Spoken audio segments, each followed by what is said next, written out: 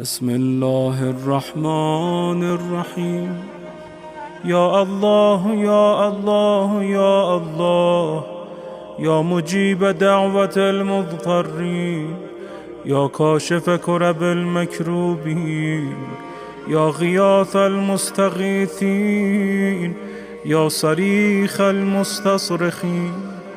ويا من هو أقرب إلي من حبل الوريد، ويا من يحول بين المرء وقلبه، ويا من هو بالمنظر الأعلى وبالأفق المبين، ويا من هو الرحمن الرحيم على العرش استوى، ويا من يعلم خائنة الأعين وما تخفي الصدور،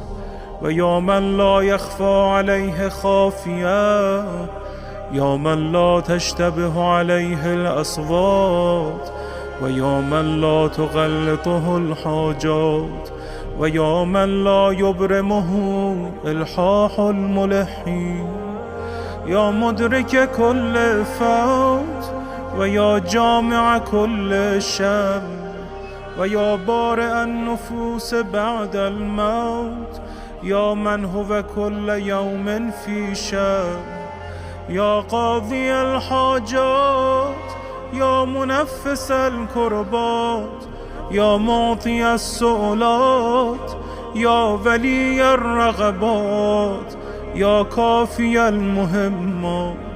يا من يكفي من كل شيء ولا يكفي منه شيء في السماوات والأرض. أسألك بحق محمد خاتم النبيين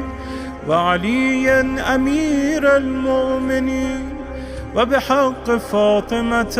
بنت نبيك، وبحق الحسن والحسين، فإني بهم أتوجه إليك في مقامي هذا، وبهم أتوسل وبهم أتشفع إليك، وبحقهم أسألك وأقسم وأعزم عليك، وبالشأن الذي لهم عندك، وبالقدر الذي لهم عندك، وبالذي فضلتهم على العالمين، وباسمك الذي جعلته عندهم وبه خصصتهم دون العالمين،